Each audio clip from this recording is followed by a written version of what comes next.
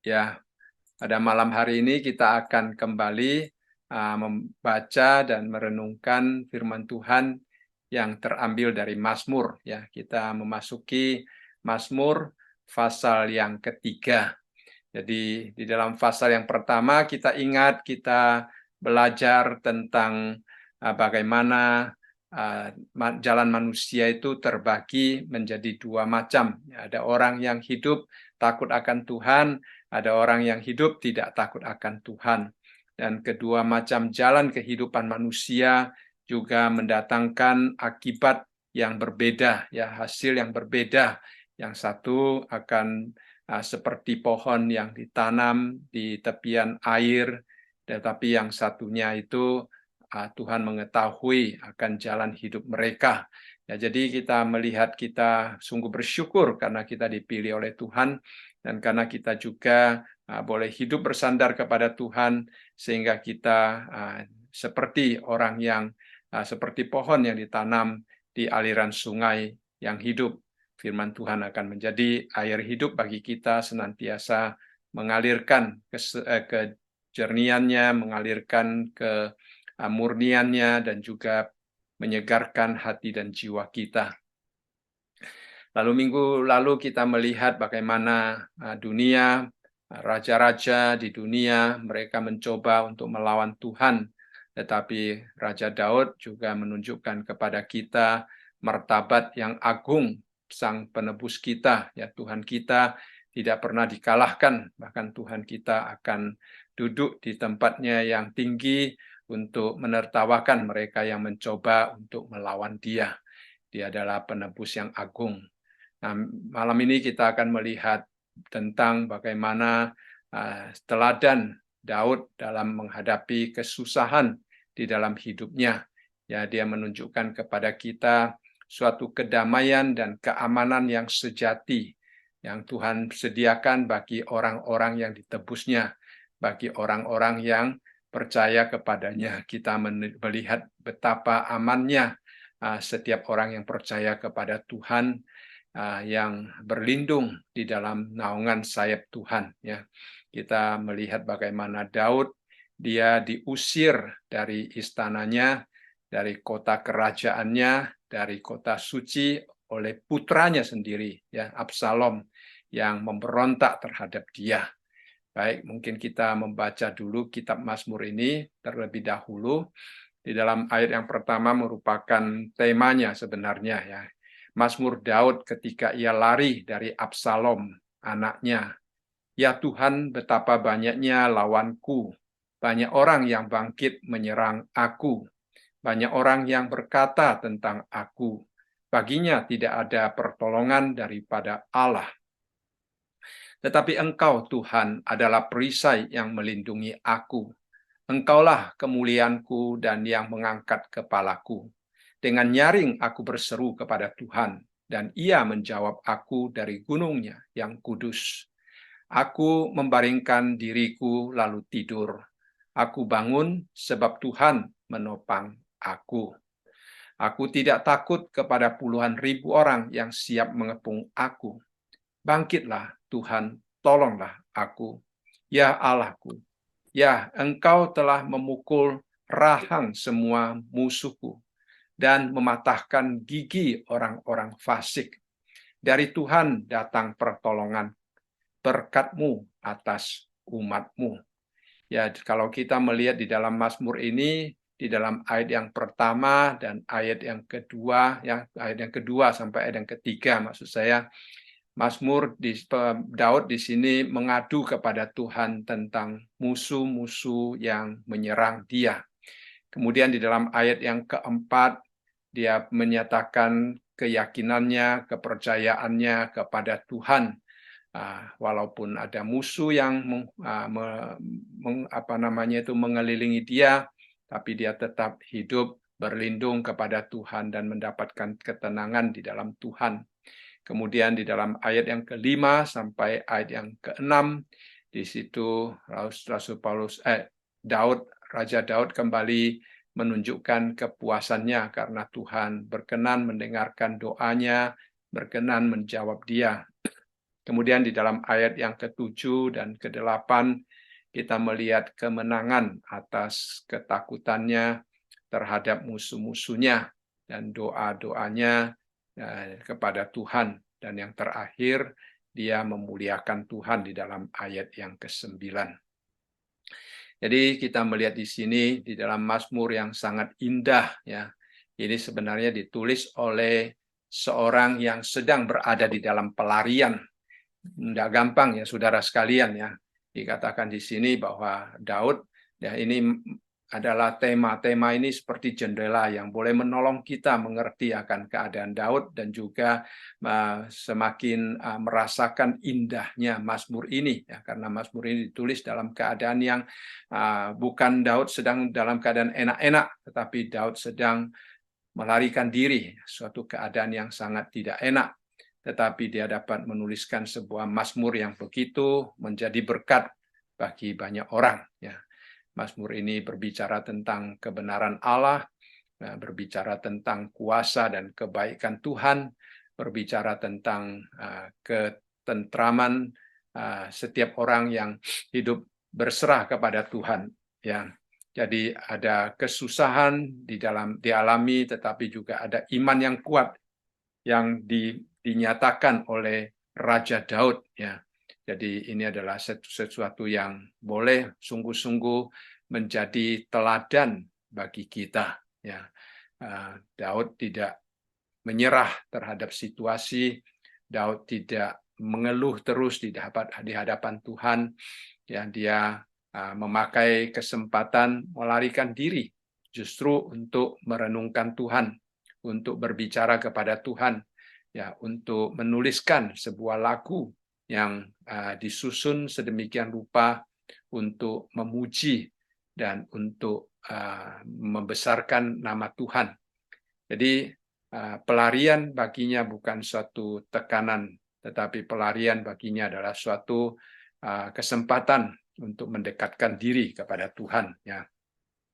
Seperti Agustinus pernah mengatakan juga supaya dia tidak takut berapa besarnya masalah, tetapi yang ditakuti adalah kalau masalah itu jatuh di tempat di mana antara kita dengan Allah, itu akan mendorong kita jauh daripada Allah. Tetapi kita orang yang percaya, masalah itu akan justru mendorong kita ya supaya lebih dekat kepada Tuhan. Jadi walaupun Absalom dan pengikut-pengikutnya ya yang pernah begitu setia kepada Daud, akhirnya melawan Daud, itu sebenarnya merupakan satu hal yang sangat menyedihkan. Ya. Daud tentu Daud ada kesedihan sebagai manusia. Ya. Dia pasti merasakan kepedihan itu karena dia merasakan bagaimana anak kesayangannya sendiri ya, itu yang menentang dia, yang mengejar dia, mau membunuh dia, merampas kedudukannya. Itu sebenarnya kalau kita membayangkan ya, mungkin Daud dia berada di dalam saat-saat yang sangat sedih ya. Kalau musuhnya yang dia tidak kenal atau musuh-musuh dari orang lain menyerang dia, mungkin itu tidak terlalu menyakitkan bagi dia ya. Tidak sesakit yang dia alami sekarang karena anak kesayangannya ya. Bagaimana masa depan anaknya? Ya, apakah dia melawan anaknya? Apakah dia membunuh anaknya? Ya, itu adalah sesuatu hal yang begitu bisa mengganggu seseorang ya, untuk menghadapi kenyataan yang demikian. Seorang mengatakan dia menangis, tetapi dia menangis sambil berdoa. Dia menangis, tetapi dia menangis sambil menyanyi. Dia menangis, tetapi dia menangis sambil percaya kepada Tuhan. Ya, jadi Mazmur ini dituliskan, ditaburkan dalam keadaan dia sedang menangis, dia sedang menderita, tetapi dia juga sedang berdoa, dia sedang menyanyikan Mazmur, dan biarlah Mazmur ini juga memberikan satu berita yang baik bagi kita, ya, bahwa di tengah-tengah situasi yang begitu menghimpit kita, begitu membuat kita merasa menderita, merasa sedih, ya, kita tetap bisa menyanyi, memuji Tuhan, meninggikan Tuhan, bahkan menghasilkan sesuatu yang berfaedah bagi orang-orang lain seperti Mazmur ini ya. Jadi pemazmur walaupun dia di dalam keadaan yang sangat sedih ya, kalau orang mungkin sudah putus asa ya, dia tertimpa oleh bencana yang demikian ya, kadang-kadang di dalam kita mau menolong orang atau menolong keluarga-keluarga yang menghadapi anak-anak yang mungkin memberontak, ya, mungkin tidak taat kepada orang tua, ya, tidak mau patuh. Ya, kita juga boleh menolong mereka melihat bagaimana Daud, dia tetap berhadapan dengan Tuhan, dia tetap menyerahkan semuanya kepada Tuhan. Ya, yang kedua kita melihat dia bukan hanya sedih, dia dalam keadaan bahaya yang sangat besar karena adanya satu persekongkolan yang melawan dia ya, dan persekongkolan itu mungkin sudah tertanam di dalam hati mereka. Mereka di satu sisi tetap memihak kepada Daud, tetap memuji Daud, tetap mengikuti Daud, tetap menunjukkan dorongan, bantuan dan supportnya kepada Daud ya, mereka kelihatannya seperti anak buah Daud yang sangat setia, tetapi di dalam hati mereka sebenarnya sudah timbul ada benih-benih untuk memberontak, untuk menghancurkan Daud ya. Nah, itu adalah sesuatu yang sangat menakutkan ya. Daud saat itu dikelilingi sebenarnya oleh orang-orang yang sebenarnya dalam hatinya sudah ada keinginan untuk menghancurkan Daud. Cuma waktu itu belum ada orang yang dapat memimpin mereka sehingga mereka masih seolah-olah hidup taat, hidup menurut, ya, hidup mengikuti Daud dengan setia. Tetapi dengan bangunnya Absalom, langsung orang-orang yang tadinya baik dengan Daud langsung menjadi musuhnya. Jadi kita melihat Daud itu sebenarnya berada di dalam keadaan yang sangat berbahaya. Ya. Tetapi dia tetap percaya bahwa Tuhan itu benteng pertahanannya. Ya, dia di dalam bahaya dan ketakutan, dia tetap mendekatkan diri kepada Tuhan. Dan kita melihat orang-orang yang dia manjakan seperti putranya, rakyat yang dia selalu bantu dan mendapat berkat besar daripadanya, ya saat ini bisa begitu membenci dia, ya itu adalah sesuatu hal yang bisa sangat buruk di dalam perasaan Daud, ya sama seperti Raja Uria ya pada waktu itu di dalam 2 Samuel juga mencatat tentang bagaimana ancaman yang sedang melawan dia dan keluarganya.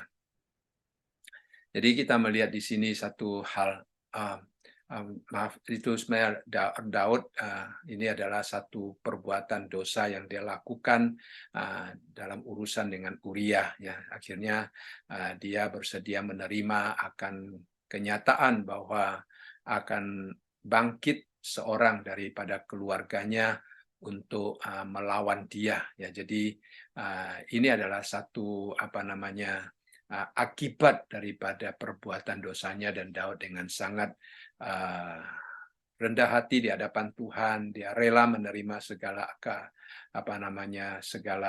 akibat yang menimpa dirinya ya karena perbuatannya. Jadi walaupun dia sedih, tetapi dia sadar bahwa itu adalah kuasa kuasa Allah terhadap dosanya, sehingga itu membuat dia semakin kagum dan semakin menghormati Allah. Ya. Dan juga Daud bisa ditertawain oleh orang-orang yang ada di sekitarnya karena dia sedang melarikan diri. Dia mungkin dianggap pengecut. Ya. Tetapi dari Mazmur yang kita baca nanti, kita melihat bahwa Daud sebenarnya bukan pengecut. Dia malah menunjukkan keberanian yang sejati di dalam menghadapinya. Dia menunjukkan ketenangan hatinya, pikirannya, kesabarannya, penantiannya. Nah, dia menunjukkan kepada kita bagaimana kualitas ya keadaan rohani seseorang kalau hidup bersandar sepenuhnya kepada Tuhan. Itu adalah satu hal yang sangat indah untuk kita pelajari. Jadi dalam Mazmur ini kita melihat bagaimana Daud, dia sungguh-sungguh hidup takut akan Tuhan. Walaupun dia sedih, tetapi fokusnya tetap kepada Tuhan. Walaupun dia jauh daripada Tuhan, jauh daripada istananya, jauh daripada pelataran Tuhan, rumah Tuhan, tetapi dia tetap bisa mendekatkan diri kepada Tuhan. Ya, itu adalah sesuatu hal yang sangat indah. Ya.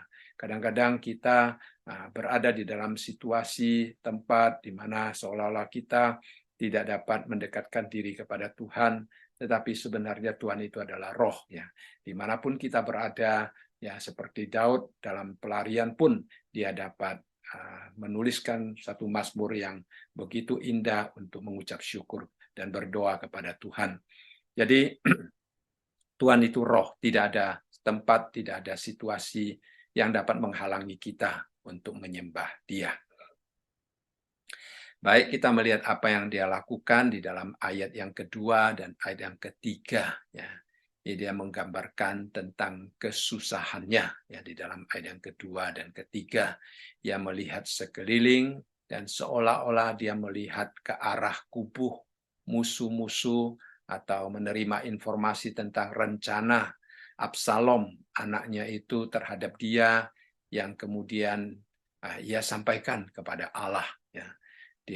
Di sini kita melihat ada dua hal yang bisa menjadi keluhan di dalam hati Daud ya, pada waktu dia melihat ke sekelilingnya.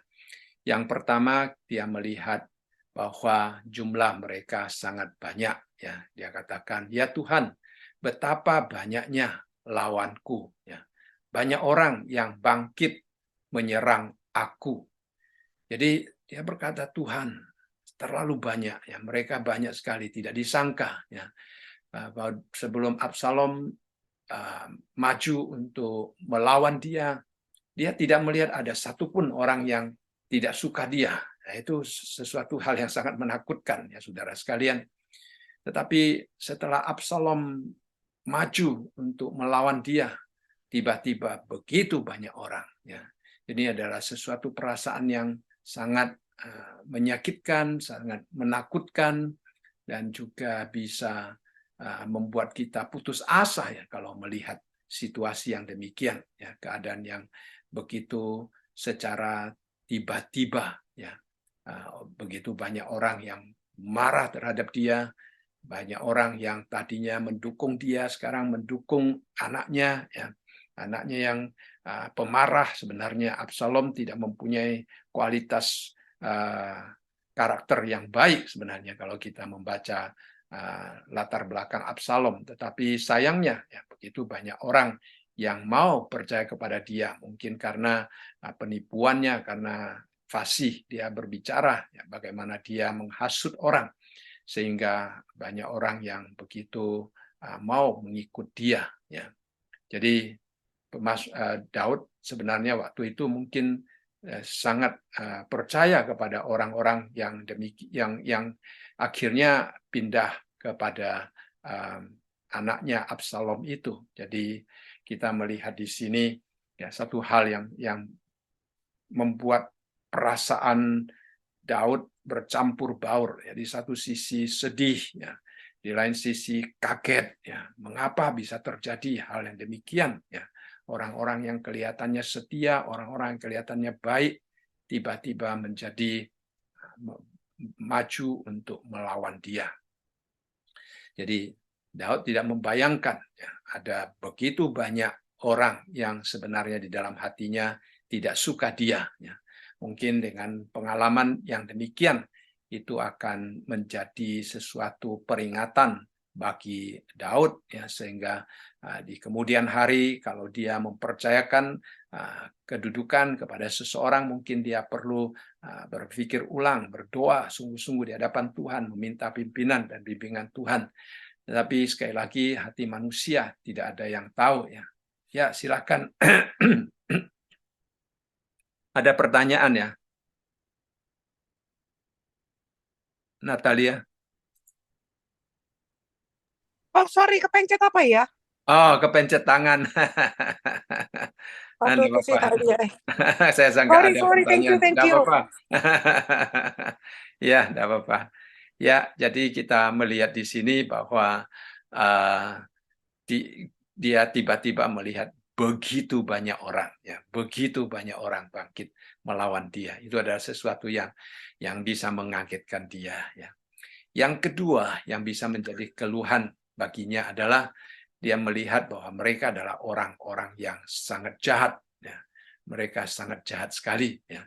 Mereka bangkit melawan dia, mereka bertujuan untuk menghancurkan dia. Ya, bukan itu saja, mereka ingin membawa tekanan di dalam hidupnya. Ya, mereka ingin menggunakan kata-kata ya untuk merusak pikirannya. Ya, kita melihat di dalam ayat yang ketiga dikatakan banyak orang yang berkata tentang aku, baginya tidak ada pertolongan daripada Allah. Ya, itu adalah suatu hal yang begitu menghina dan juga begitu melemahkan. Ya, kalau orang imannya tidak kuat, ya, mendengar hal-hal yang demikian, mungkin akan menjadi ragu-ragu, kuat atau menjadi bingung ya tentang apa yang Tuhan sebenarnya ingin lakukan. Ya, apakah Tuhan benar? Ya tidak tidak menjadi pertolonganku lagi. Itu akan menjadi sesuatu.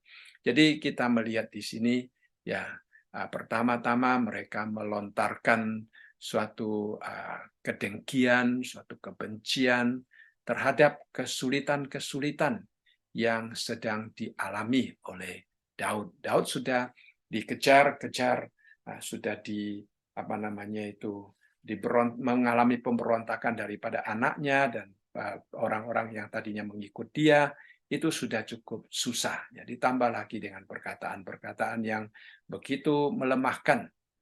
Itu adalah sesuatu yang sangat menyakitkan, ya, seperti yang dilakukan oleh sahabat-sahabat Ayub terhadap Ayub, ya, pada waktu Ayub sudah kehilangan segala sesuatu, sudah sakit, ya, sudah begitu susah, ya, duduk di dalam perkabungan. Teman-temannya datang, masih menuduh dia, masih mengatakan bahwa dia seharusnya bertobat, dia bersalah di hadapan Tuhan. Ya, teman-temannya masih mengatakan banyak hal-hal yang menambah, ya. Ada satu istilah mengatakan sudah luka, ya dikasih garam lagi, ya tambah luka, saudara sekalian, ya. Jadi itu adalah sesuatu yang dilakukan oleh orang-orang. Daud sudah diusir dari istana, sudah menderita, tetapi orang masih berkata tentang dia, baginya tidak ada pertolongan daripada Allah. Ya, jadi ini adalah suatu hal yang sangat menyakitkan. Yang kedua, kita melihat mereka menghujat Allah karena tidak sanggup menyelamatkan Daud. Ya, jadi ini adalah perkataan-perkataan yang sangat berbahaya karena mereka sebenarnya adalah umat Allah, tetapi berbicara tentang sesuatu yang melawan Allah, ya, sesuatu yang menghujat Allah. Ini adalah sesuatu dosa yang Tuhan tidak senangi, tetapi itu yang mereka lakukan ya pada waktu itu, ya. Jadi ini menunjukkan kepada kita bahwa umat Israel pada waktu itu keadaan kerohaniannya yang sangat lemah, keadaan kerohaniannya yang begitu rusak, ya. Jadi itu adalah sesuatu peringatan bagi umat Israel untuk bertobat dan untuk kembali kepada Tuhan. Yang ketiga, kita tahu bahwa perkataan-perkataan yang demikian adalah perkataan-perkataan yang diucapkan untuk menggoyahkan keyakinan Daud kepada Allah dan membuat dia putus asa karena akan kehilangan pegangan di dalam hidupnya, ya. Ya, di dalam Mazmur pasal yang ke-11 juga mengatakan mereka telah mengatakan dalam jiwaku, jadi sesuatu yang seolah-olah ya perkataan-perkataan itu begitu menusuk hati Daud, ya, begitu menghancurkan hati Daud, ya.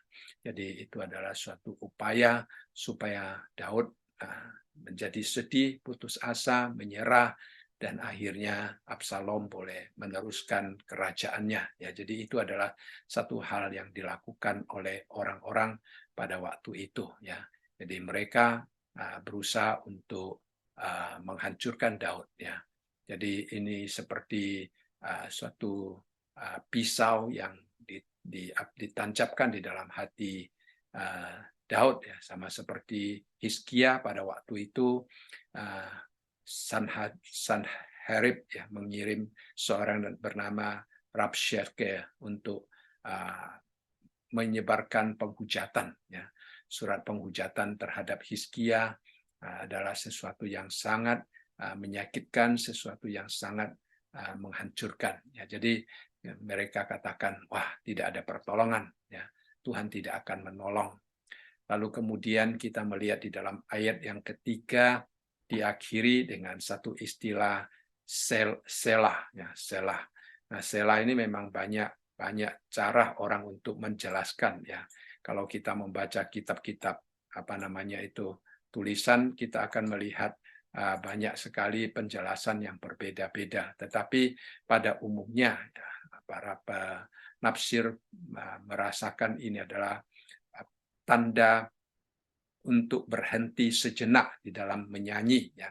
Adalah tanda untuk berpikir juga, ya, menenangkan diri, kemudian memikirkan ya apa yang terjadi. Jadi kita melihat di sini merupakan satu tanda pada waktu Daud menulis sampai di sini, dia kembali merenungkan akan kalimat ini. Baginya tidak ada pertolongan daripada Allah. Nah, bagi Daud tentunya ini tidak akan menggoyahkan dia, kita tahu, karena Daud sangat percaya kepada Tuhan. Ya. Jadi dia setelah menulis ini, mungkin dia berpikir, perkataan ini apakah perlu saya anggap atau tidak? Ya. Perkataan ini sebenarnya kelihatannya sangat mengganggu dan bisa menghancurkan hati seseorang, tetapi dia tetap berfokus dan tetap memandang kepada Tuhan. Jadi ini adalah sesuatu hal yang sangat indah. Jadi di sini menunjukkan kepada kita, ya saudara sekalian, kadang-kadang di dalam kehidupan kita, mungkin kita mempunyai teman yang baik atau orang-orang yang kelihatannya selalu memberikan dukungan kepada kita. Tetapi kalau ada masalah datang, mereka gampang untuk pindah kepada orang-orang yang melawan kita. Ya, itu adalah sesuatu yang sangat sering terjadi di dalam hidup manusia.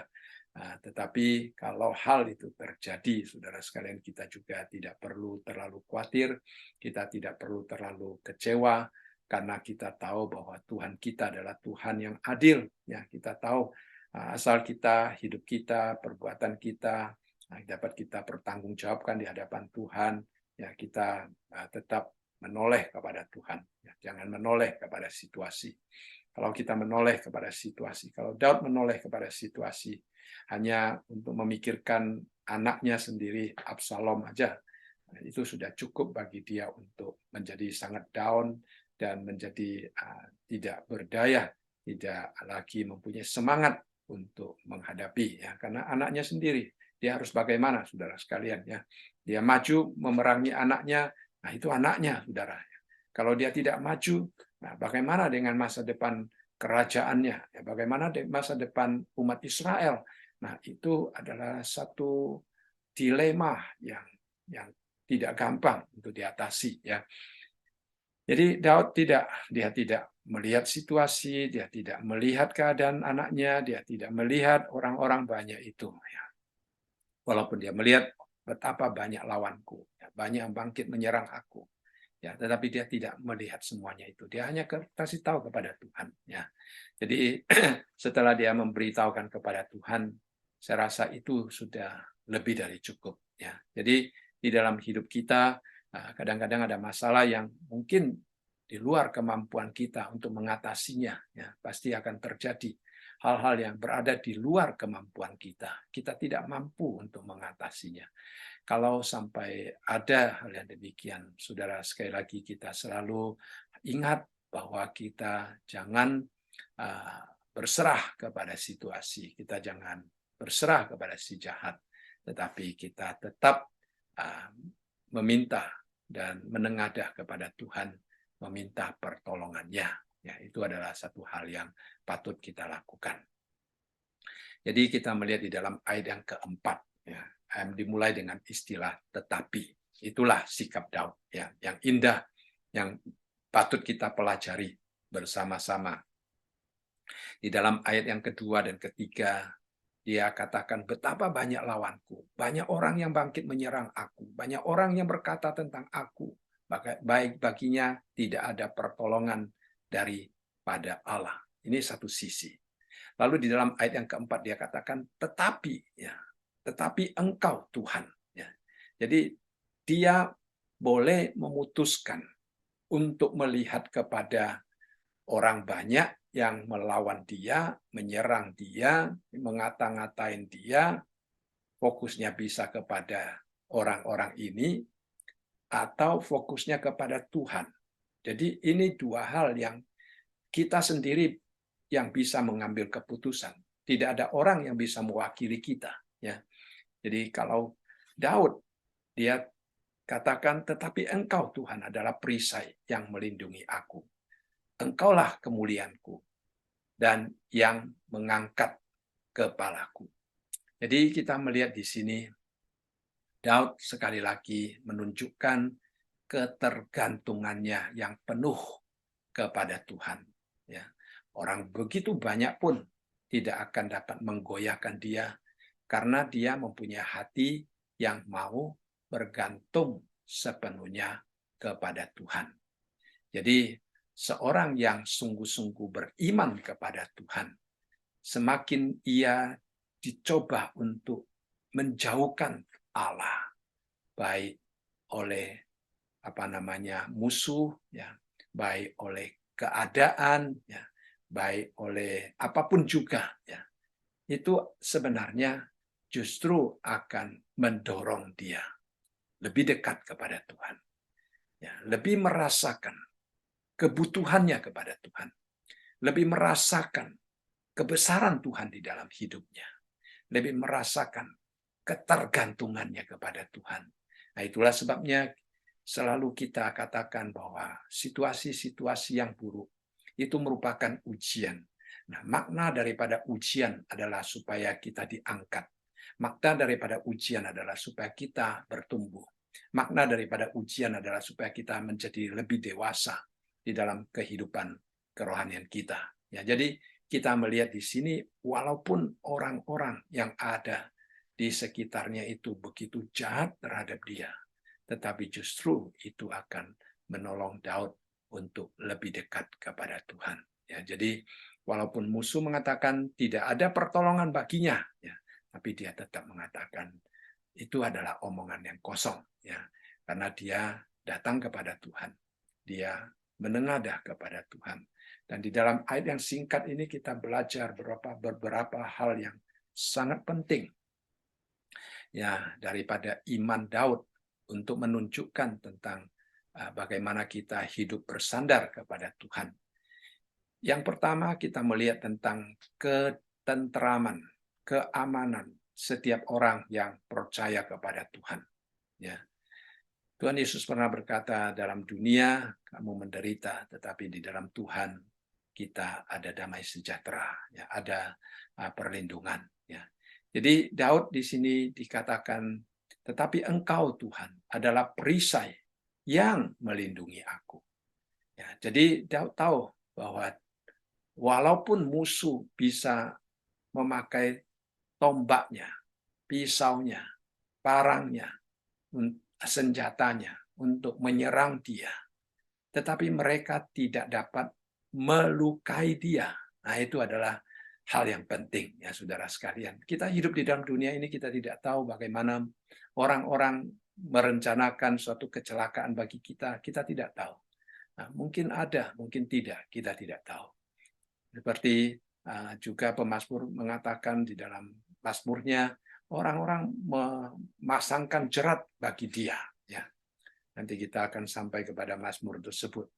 Kita tidak tahu apakah ada orang memasangkan jerat kepada kita atau tidak. Tetapi satu hal yang pasti yang kita tahu, seperti yang Daud katakan di sini, adalah, tetapi Engkau Tuhan adalah perisai yang melindungi aku. Indah sekali saudara sekalian. Ya. Perisai adalah pelindung, ya. Sehingga senjata musuh tidak dapat melukai kita. Senjata musuh tidak dapat menyentuh kita. Karena pada waktu musuh menyerang kita, dia terlebih dahulu harus bisa melewati benteng pertahanan Tuhan. Nah, itulah satu hal yang indah bagi kita, ya. Apapun yang direncanakan, yang diinginkan oleh manusia untuk menghancurkan hidup kita, ya, itu kita tidak tahu. Kita tidak tahu. Tetapi yang satu hal yang kita tahu bahwa kalau Tuhan tidak izinkan, kita tidak akan mengalami apa-apa. Dan kalau itu Tuhan izinkan, Tuhan sudah menghitung kekuatan kita. Ya, Tuhan tidak akan membiarkan pencobaan itu melampaui kekuatan kita.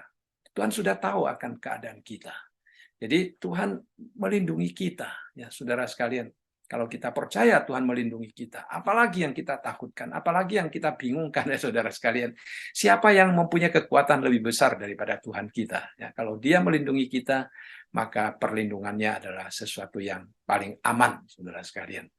Manusia kadang-kadang mencari perlindungan dari manusia, ya, dari orang-orang yang dianggap bisa diandalkan, saudara sekalian. Tetapi di dalam dunia ini, di mana kita dapat menemukan manusia yang sungguh-sungguh, ya, dapat menjadi pelindung kita, tidak ada. Tetapi kalau kita bisa seperti Daud yang mengatakan, Engkau, ya Tuhan, adalah perisai yang melindungi aku. Nah, itu sudah sungguh-sungguh suatu perlindungan yang sesungguhnya, ya, yang kita perlukan. Jadi kita melihat di sini Daud, dia berlindung kepada Tuhan, ya. Kemudian kita juga melihat dia memandang Tuhan sebagai kehormatannya, ya. Dia katakan, tetapi itu Engkau Tuhan adalah perisai yang melindungi aku, Engkaulah kemuliaanku. Daud pada waktu itu kehilangan segala sesuatu. Istananya direbut orang, ya. Mahkotanya direbut orang, rakyatnya direbut orang. Ya, dia seolah-olah sudah kehilangan segala-galanya. Ya, tadinya dia duduk di atas takhta, ya, orang yang paling berkuasa di tanah Israel. Sekarang dia harus melarikan diri karena dia dikejar, karena nyawanya sudah berada di dalam keadaan yang sangat berbahaya. Ya. Dia dalam keadaan yang demikian, dia seolah-olah sudah tidak ada sesuatu yang dapat dia banggakan. Tetapi dia berkata kepada Tuhan, saya tidak memerlukan apa-apa dari dunia ini untuk kebanggaan saya. Karena apa? Karena dia memiliki Tuhan sebagai kemuliaannya. Barang-barangnya boleh direbut, mahkotanya boleh direbut, ya. Kedudukannya boleh direbut, kehormatan yang secara manusia boleh direbut. Tetapi kehormatan yang sejati yang dia dapatkan di dalam Tuhan, itu adalah sesuatu yang tidak dapat direbut oleh manusia. Ya, jadi itulah Daud. Dia tidak berpikir buruk terhadap dirinya sendiri, dia tidak memikirkan sesuatu yang menyedihkan tentang keadaannya yang memang sebenarnya sangat menyedihkan, saudara sekalian. Tapi dia tidak merasa sedih, tapi dia memandang kepada Tuhan dan dia melihat bahwa dia memiliki kemuliaan yang tidak dapat direbut oleh manusia. Kedudukan sebagai raja di istana dapat direbut oleh manusia. Harta dapat direbut oleh manusia. Ya. Bahkan kesehatan bisa hilang. Kadang-kadang orang membanggakan ini, membanggakan itu.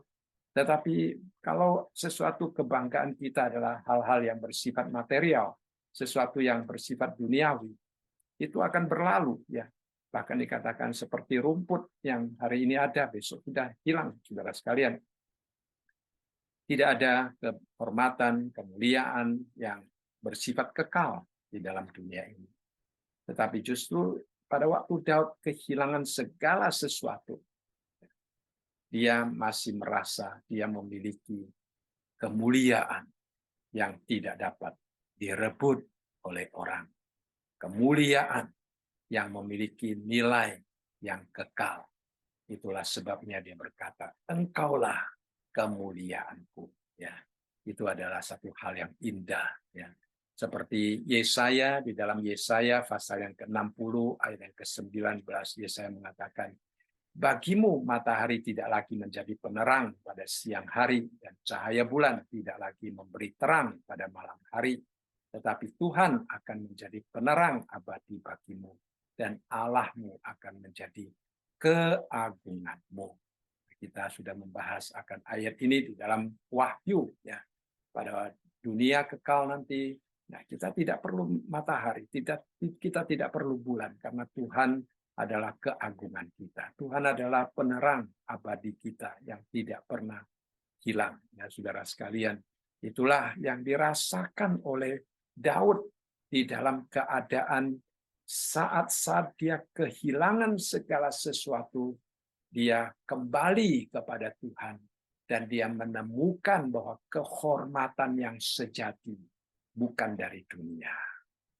Orang-orang yang tadinya memberi dia hormat dengan begitu taat kepada dia, sekarang menjadi orang-orang yang memberontak terhadap dia. Manusia tidak pernah memberikan menjadi kehormatan bagi kita, tetapi Tuhan akan menjadi kehormatan yang sesungguhnya. Itulah sebabnya dia katakan, engkaulah kemuliaanku. Dan juga Tuhan adalah Tuhan yang memberikan sukacita dan kebebasan yang sejati kepada dia. Dia katakan, tetapi engkau Tuhan adalah perisai yang melindungi aku. Engkaulah kemuliaanku dan yang mengangkat kepalaku. Nah, kita boleh bayangkan, ya, Daud seorang raja, seorang yang begitu dihormati, tiba-tiba harus lari sedemikian rupa untuk menyelamatkan nyawanya. Dan yang mengejar dia adalah anaknya sendiri, saudara sekalian.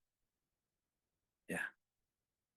Nah, kalau masih ada orang-orang yang mau mengikut dia, tetapi apakah dia merasa sedih, saudara? Ya. Sehingga kalau seorang sedih, mungkin kepalanya sudah tidak bisa diangkat lagi, saudara sekalian. Kita boleh membayangkan seorang yang sedih, ya, kepalanya tidak bisa diangkat mungkin. Tetapi walaupun dia tidak mempunyai kekuatan untuk mengangkat kepalanya, Tuhan dengan tangan yang lembut datang mengangkat kepalanya. Indah sekali, saudara sekalian. Artinya Tuhan mengembalikan martabatnya. Tuhan mengembalikan sukacita yang ada di dalam hidupnya. Tuhan dengan datang dan berkata, kamu tidak perlu putus asa. Kamu tidak perlu kecewa. Jangan patah semangat. Jangan menjadi lemah. Nah, itu mengangkat mengangkat kepalanya mempunyai arti yang sedemikian rupa.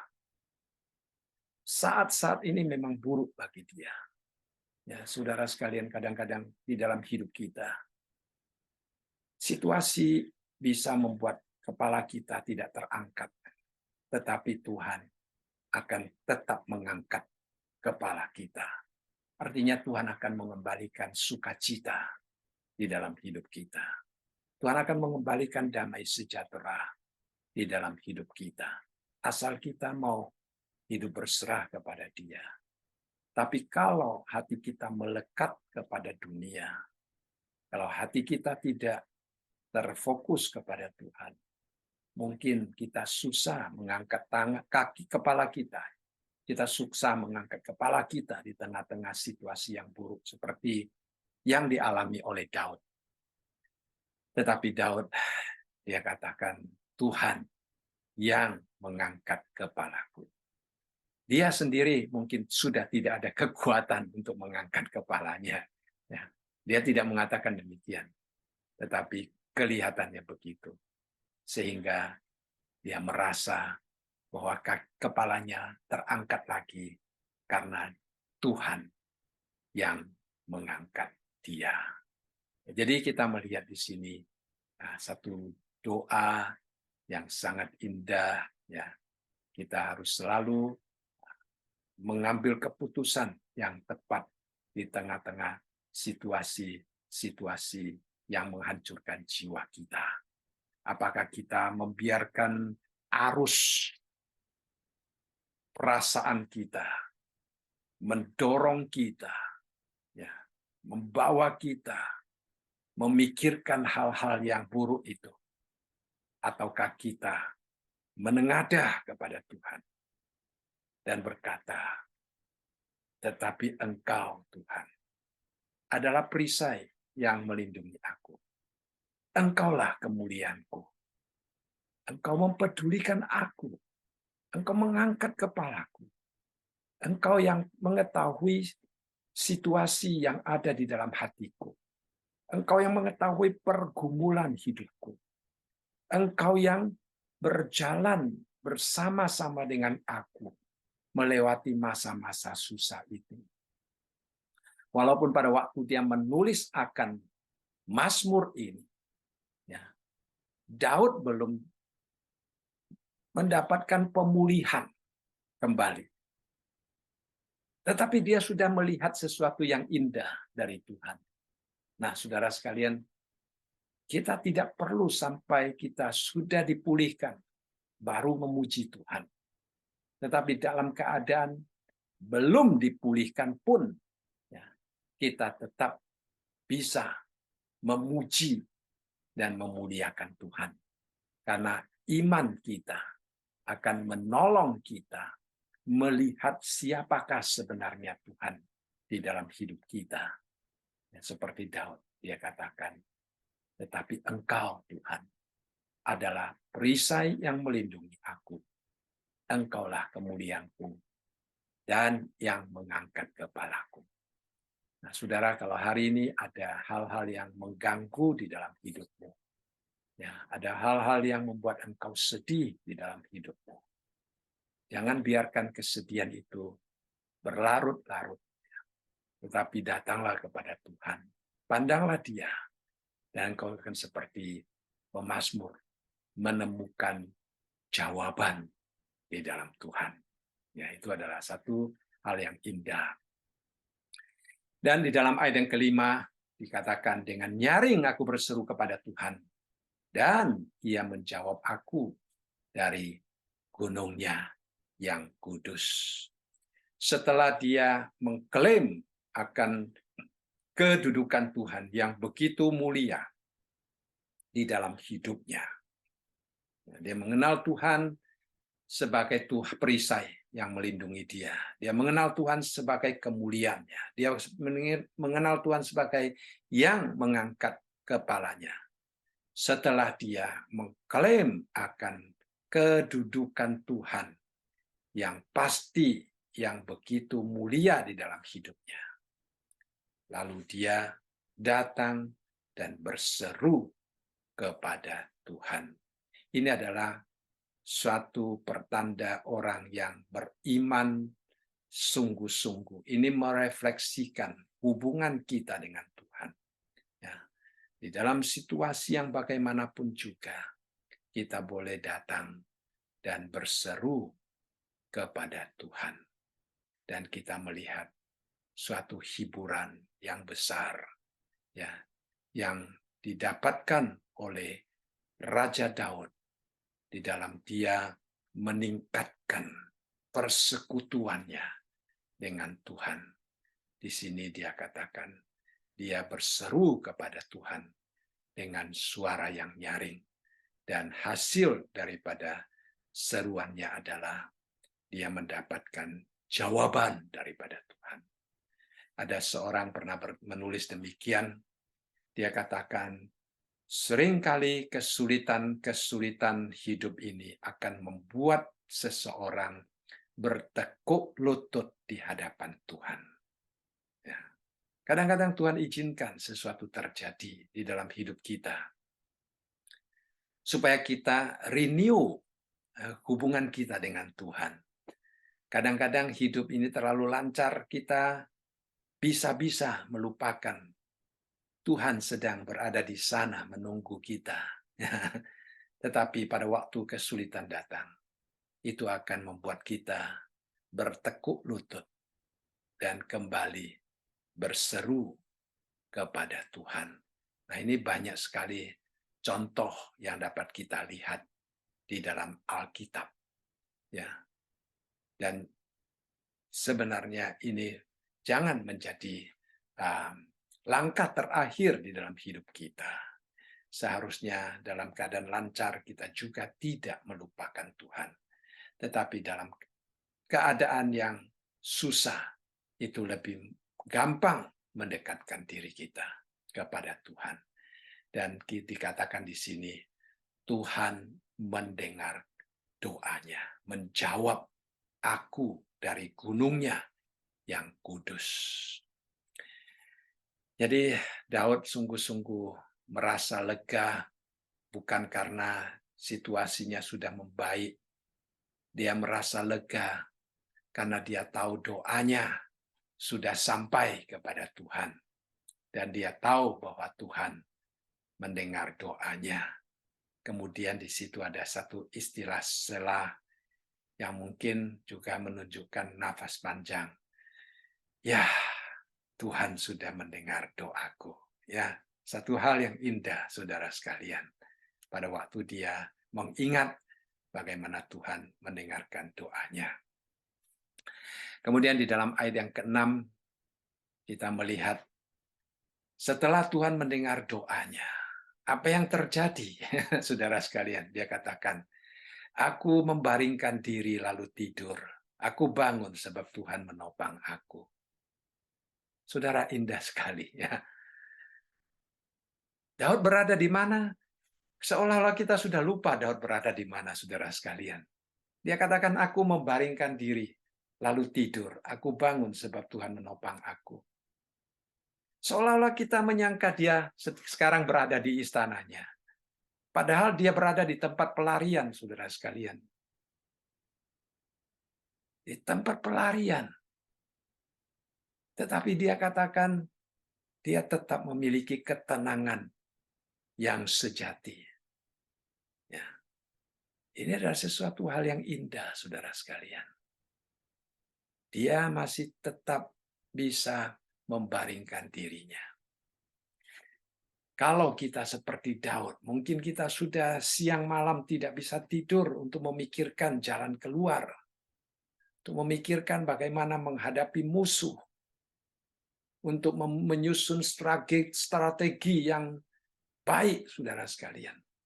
Tapi Daud, dia sudah serahkan kepada Tuhan. Dan dia tahu Tuhan menjawabnya. Baik, buruk, di mata manusia, dia serahkan kepada Tuhan.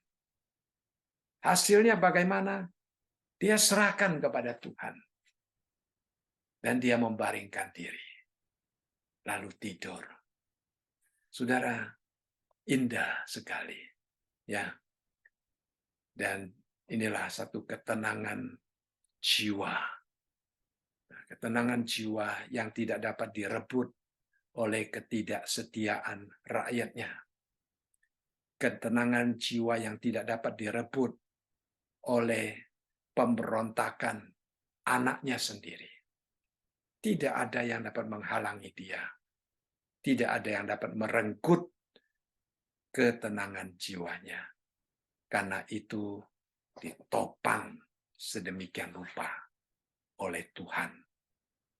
Sehingga dia katakan, dia bangun, dia tidur, dia bangun, dia tidur.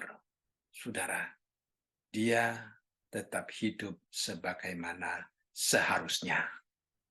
Hidup dengan normal, saudara sekalian, di tengah-tengah situasi yang tidak memungkinkan dia untuk hidup normal. Dia tetap hidup normal. Dan kita melihat ayat yang ke-7 dan ayat yang ke-8, dia katakan, aku tidak takut kepada puluhan ribu orang yang siap mengepung aku. Tidak ada perasaan takut, saudara sekalian. Walaupun banyak, ya, puluhan ribu orang yang siap mengepung dia. Tetapi dia tidak merasa takut karena ada ketenangan di dalam hatinya. Karena dia tahu siapa pelindungnya.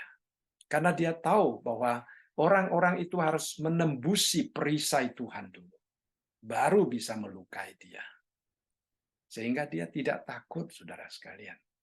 Dan di dalam ayat yang ke-8, kita melihat kembali doanya kepada Tuhan. Ya, tentunya dia hatinya mungkin ya sebagai manusia dia perlu ada sandaran. Dia tidak takut pada waktu dia melihat manusia, tetapi di hadapan Allah dia membutuhkan pertolongan Tuhan. Dia katakan, "Bangkitlah Tuhan, tolonglah aku ya Allahku. Ya Engkau telah memukul rahang semua musuhku dan mematahkan gigi orang-orang fasik." Kita melihat Daud, dia tidak mengatakan, "Tuhan, kuatkan tongkatku. Tuhan, kuatkan tenagaku untuk maju menghancurkan mereka." Tidak. Dia tahu Tuhan yang akan bekerja. Ya.